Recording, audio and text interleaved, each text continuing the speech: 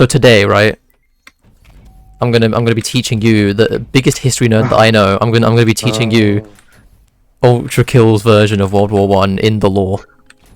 I didn't realise we started. No. We've started. No, we started now. Finn, come on. Go, I'm teaching you the final war in Ultrakill. It's not called the Great War. It's called the Final War. It's very on the nose. It's that makes sense. So basically, right? Okay, I've already told you. It's just like World War One, like alternate history, like orgasm. You know what I mean? Steroids. Yeah. So, but I, as far as I'm aware, it's like normal World War One up until like a certain point, where they somehow discover like laser weapons. Not laser weapons, but like energy-based weapons. So weapons that use like electricity to shoot, just like straight beams of energy, which also like Star Wars. Like what? Like Star Wars. Kind of. Yeah. Also, weirdly enough, they're the weapons that you use in the video game. Like in game, they're energy-based weapons. I don't know. But anyway, right, so they start using like laser weapons to like kill each other because humans, as we know, very good at doing that. Like, we kind of like, we've been doing it for millions of years. Proper good at it now. But these guys in the video game, they got like really good at it. So like the laser weapons turned out to be pretty good. They basically phased out like bullet-based weapons entirely, which is the explanation for why there's no guns in the game that have like actual bullets. I think it's because they just wanted a lore explanation for why there aren't any, but you know, whatever. So then we get onto like the funky spicy stuff that I've told you about, right? Like the blood-fueled robots. It's kind of like the cool. Yeah. You following? Yep. Well, I have a question. You have a question already? Okay. Yes. Yeah. What nation develops these weapons, or is this just not specified? This is actually specified like... to a certain extent. Right. As far as I'm aware, for the laser weapons, we don't know. Yep. But for the blood machines, we actually do know. Kind of. So, which is? Okay, so there's three or four different nations. The very first blood-fueled machine that we developed, I believe, is Russian. So the blood-fueled machines arrive on the Eastern Theatre of the war against the Germans and the Russians. Conveniently enough, the second blood-fueled machine that we know to exist is German, because they have German writing on them. So I don't know what's happening in the Western Front, but the Eastern Front is like popping off with machines fueled by literal blood. I'm just gonna completely ignore the fact that World War One Russia is one of the weaker nations, but yeah. Well, wait, you're kind of quiet. What'd you say? Okay, clearly I am. I said just gonna ignore that World War One Russia was like one of the weaker. Yeah, no, we are. Well, the thing is actually it kind of makes sense.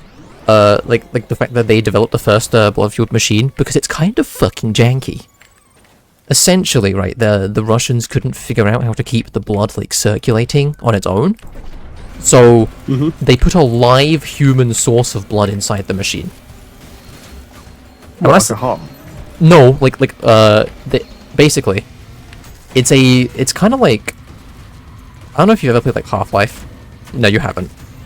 It's kind of like that. The human is basically barely, like, he's kept on, like, the brink of death, just enough so its heart keeps beating, so the human heart is what's powering this machine. And it's, like, it's sealed away in a metal coffin on the back. You can't see my game, but I'm actually coming up to its in-game right now. So the human is sealed away in the back, barely kept alive, and its, like, heart is keeping the machine alive. Now, it does actually specify they're basically just prisoners of war. So the Russian propaganda was that it was like valiant war heroes willingly going into these machines. It was just prisoners of war and deserters and cowards. Which is actually like, to be fair, kind of expect. Yeah, that's like not too dissimilar. That's pretty accurate to World War One. Like, they did their research. Brink of death, all same thing. Yeah.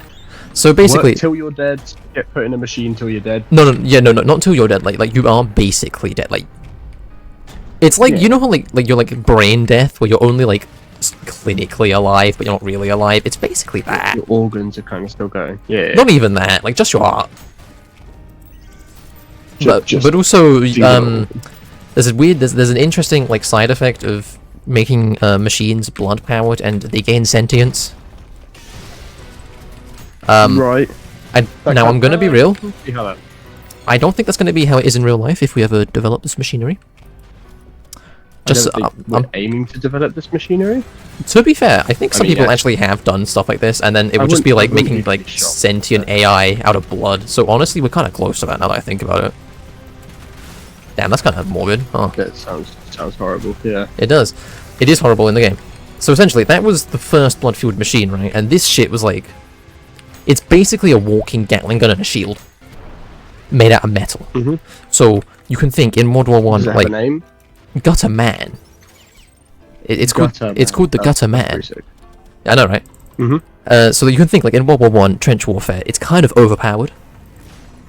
It's like the invention of the tank. Even better than the invention because it's like faster and it doesn't suck and it has a gun. It doesn't also break down all the time. Yes. Of the time. Yeah. Yeah. So like the whole point of it was it would go into the trenches and clear out entire trenches. Like one machine would clear out an entire trench, which is insane. Yeah. So then the Germans shit themselves and were like, oh fuck, we need to, make a better version, something to counter this. So they then developed the creatively named Gutter Tank. This machine... Really hit the nail on the head. I know. This machine, as far as we're aware, does not need a live blood source and is like self-sustaining. Yes. And we know it's German because it has German written on the side of it. Howard. It's blood-fueled, specifically. That's the... Yeah. So this is the second creation. It's called the Gutter Tank, and it's basically designed to perfectly counter the Gutter Man because it's just a walking rocket launcher that can also punch you really hard if you get close enough to it. I'm dead serious. Basically, the idea was the rocket launcher could shoot the Gutter Men from like long range and basically kind of makes them useless because the Gutter Men are really inaccurate because they're designed for trench warfare. Well, I was about to say it's a minigun as well. Yeah, like it's a Gatling gun, so like it gets like more accurate over time, basically. But the Gutter tanks are designed to like counter it. So this is kind of where World War One it kind of stops being linked to World War One here. So if you have like any questions about the First World War, now would be the time to ask them. I was about to say, to be honest, there's not really more you can add to it. Not really. I've got a few questions for later. Based on the large war video, but oh, okay. He's been doing his research. I've been doing very minimal research. Very minimal research. I do my history research, but I don't think there's much you can really link to it. To be fair, there is. I mean, there is. I guess it's like paralleling the tank to the Gutter Men and the Gutter tanks, but then like past that. As far as I'm aware, tanks never got developed in this world because, like I told you, like bullet like weapons are made completely obsolete. It's like tanks wouldn't have been developed. Again, kind of makes sense. Yeah. Considering you've got something that powers itself that shoots rockets. Yeah, literally. But it's a hard one to try and link history to be honest. It is like crazy, like zany alternate. It's like his alternate history. It's Wunderwaffen, which is World War II, obviously, but essentially, but it's Russian. It's a Russian invention. Yeah. And then the Germans make a better version, as they typically like do. Yeah. Given their powers, they're pretty good with their technology. They are pretty good with their tech, even in alternate bullshit video game history. Yeah. Oh my god. So so continue on with the war, right? Right. Go Human soldiers at this point are like completely irrelevant. Like totally irrelevant. So the entire war is now devolved into machines fighting other machines, but not really much of a purpose anymore. Let's be real. But when is there ever a purpose to war? Let's be honest. World War One kind of didn't really have a purpose to begin with. Yeah. Yeah. Let's be real. But anyway, Man gets assassinated. No, actually, it was kind of let's not pin it down to that. I could go into depth on this, but this is there's a lot. It was like more like all of Europe just wants to have a really big fucking scrap. Yeah. But I'll let you continue your lore drop. So so essentially, the war is now machines fighting machines, and humans are basically in a Cold War arms race. But instead of developing nukes, they're developing machines. Nukes never get developed in the World of Ultrakill because World War II never happens. World War One just doesn't fucking end for 200 years. So basically, you know, it's only 196 more years to be fair. yeah. So like essentially, you can imagine like World War II, the arms race would have gone on to like a ridiculous degree if people didn't, you know, restrict it, right? As much as they, you know, they tried, right? We tried to restrict the development of nuclear weapons. Well, kind of. We basically reached a point where we realized, oh shit, it's not really like worth going any bigger. Yeah, that doesn't happen in Ultrakill. That point is never reached. Kind of limited it, very loosely said. Yeah, it's a very loose thing. Like, I'm not being like a history scholar. No, you're the history scholar here. Right, minus the scholar part, but yeah. Yeah, you're the history here. So okay, I am the history. We really know like nothing about this arms race, other than like we know like 1 or 2 of the machines developed for it. That's all we really know. Yep. There is like actually a really interesting book. This is like, okay, I'm going to like total headcanon right now. There's a book in, you can't see it, but in the level I'm playing right now currently. And it basically reads, it's a book written by Hell. I'm not getting into it, don't ask. By Hell itself. By literally Hell itself, that is, yes. So, don't question it, but it's written by Hell, and it's basically talking about like the final machine that ended the war, which I'll get into in a bit. And it's basically like yapping about how Hell loves this machine because it caused so much suffering. And it mentions a part where like a machine was created to create the machine, to build them. So it basically implies that humans at one point developed a machine to make machines, a machine making machine.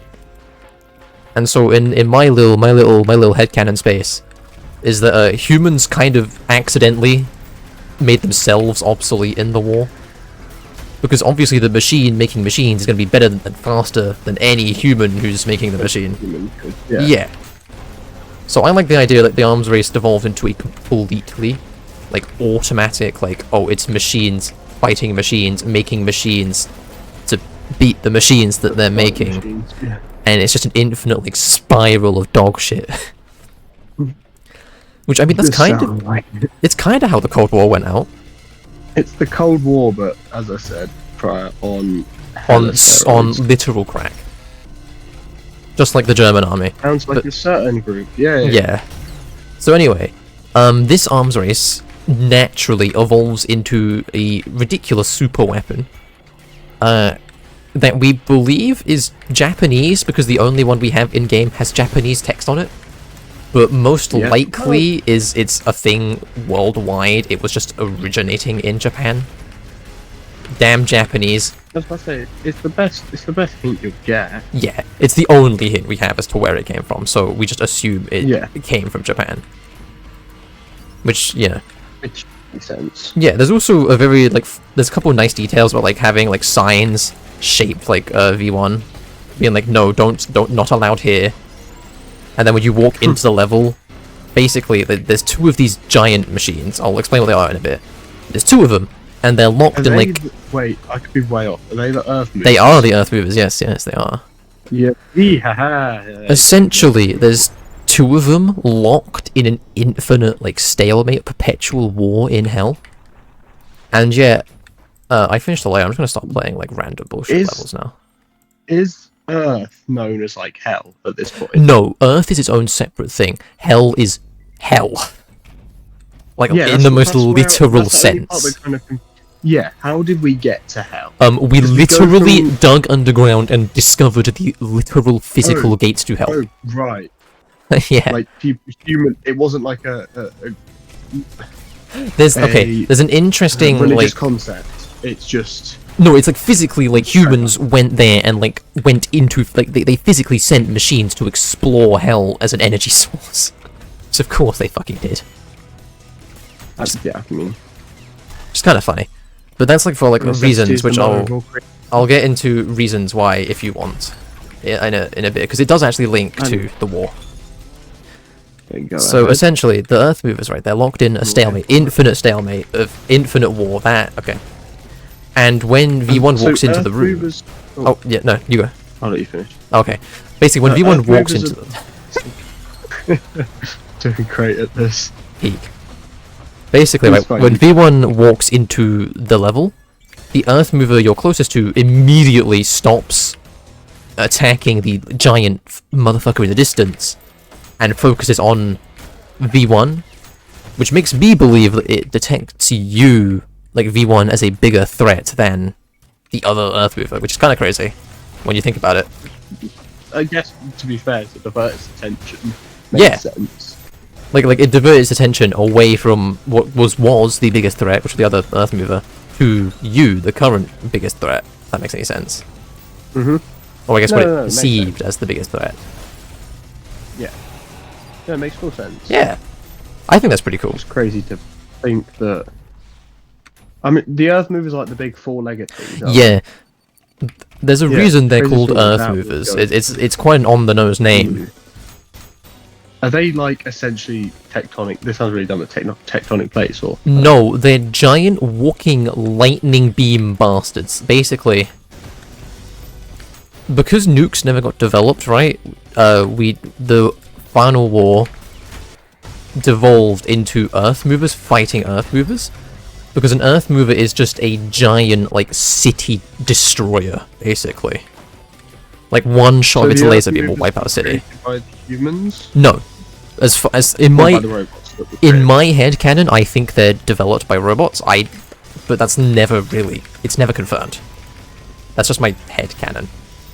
That's it's up in the air. Just something you Yeah, given the idea. it's up in the air. It's not confirmed who made it. We just know it. Like the one in game is has Japanese text on it.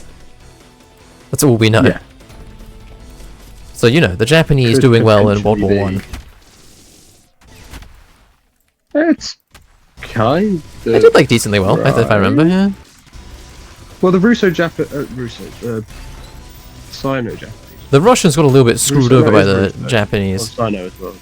But the Russo is where obviously Japan kind of puts itself on the world stage. Obviously Yeah. that's 9 years before the war starts, but Yeah, but still. it's still pretty Yeah.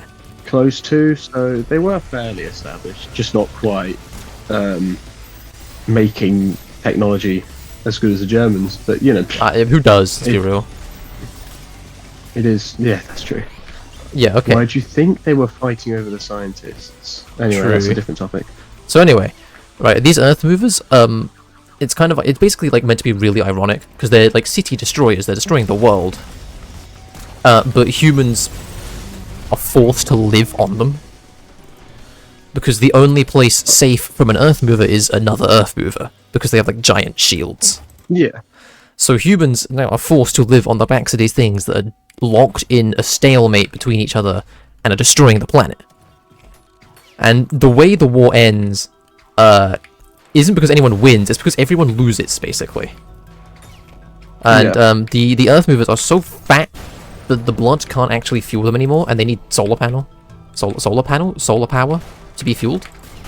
Look, animals. Yeah, they need. I mean, maybe, who knows? Look at this game being environmentally friendly. Well, you say that. The reason that the war ends is because they all shut down because they caused so much pollution from destroying the world that they blotted out the sun. So I don't know if I'd call it environmentally friendly. Well, it becomes environmental. No, it becomes quite the opposite of environmentally friendly. Basically, there was the end of the final war is called the Long Night because the Earth movers caused so much destruction that they caused like, so much soot to go into the atmosphere that they just straight up blotted out the sun. And without the sun, you know, they need solar panels. Fucking damn it. They need solar power to like you know exist and fuel themselves. So then, with no sun, they all slowly like shut down. Yeah. And like the war had become essentially like self-reliant on these guys alone because they were just so like dominating. So when they when they like died or shut down, the war just kind of ended. because there was really like nowhere to go from there. No, well, Yeah, I mean, where do you go from there? If Yeah. you're primitive, if you're quote unquote primitive weapons, I mean, I don't. pointless. Like, Yeah, like what the are they going war. to do? Go back and grab an AK again? Despite that, Yeah. it's probably been invented. The war had basically devolved into like smaller machines fighting on the backs of the Earth movers, and when all the Earth movers died, the smaller machines, I guess, didn't really have like anywhere to go. They just kind of died with them. I guess I don't know. So that's basically They like. died happily ever after. I mean, it wasn't a happily ever after because after the war, That's kinda humans nice. slightly they managed to kind of recover a little bit, you know. They started like they repurposed some of the machines. They made new machines that were like peaceful. V1 got made at the very end of the war, and was stuck in prototyping phase because now that the war was over, well, why do we need a war machine? So then they tried. So What is you go? basically, you know, that's like V2.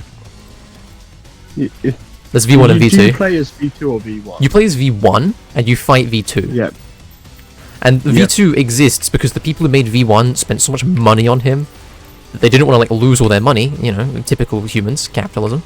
So they made a peacekeeping version instead of a war version of V1, and it was V2.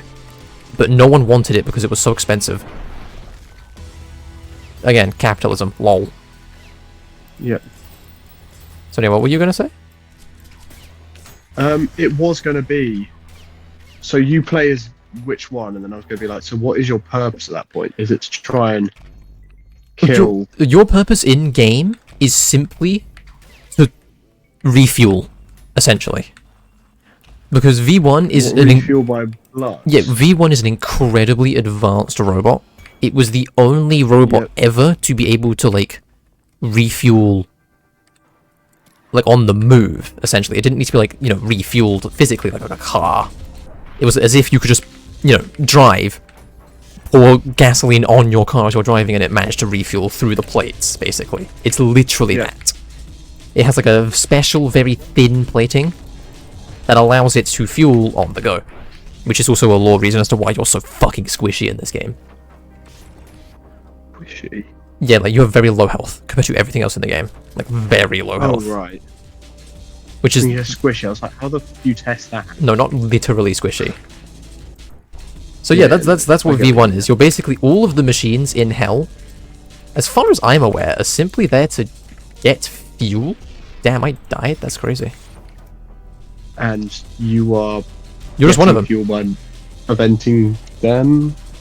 You're getting fuel by creating killing the war? husks that are in Hell and killing the other machines that are in Hell. You're basically just killing everything you can to get fuel because you know V1 is a machine of war. All it knows is war. So how do you get blood? Oh, just kill everything. And you're V1. Yes, Definitely. you're V1. You're playing as Yeah, V1. well, cool. Trying to stop the peacemaking. No, What? That's crazy. no, V2 is also down there in Hell, presumably to refuel as well. Because basically, after the war, this is after the war, this is not part of the war, now this is after the war. Oh yeah, of course. But after the war, you know, humans, as I mentioned, they literally discover Hell, right? Like, they straight up just find the physical gates to Hell, and then, like, And if you remember Dig to China, just Dig to China, but literally dig to China. even better. So essentially, they discover the gates to Hell, and they want to test out, can we use this as a fuel source? Because after the final war, humans were... the population wasn't doing so hot, as I'm sure you can assume, after 200 years of a devastating war. So blood was in pretty low supply. So because blood was in low supply and everything was powered by blood, energy was like a critical resource, and we wanted to figure out if we could replace blood with hell somehow. It's not really explained. Yeah. So humans It seems send... kind of loose by the. It is pretty loose, but people will get very angry at you if you get their loose lore wrong, of course. Yeah. But I don't care. Makes sense. One point, it's video game lore. It's not that deep. So essentially, humans send a bunch of machines down into Hell to like explore it. They learn a lot about Hell. They figure out that Hell is alive, and then they kind of freak out.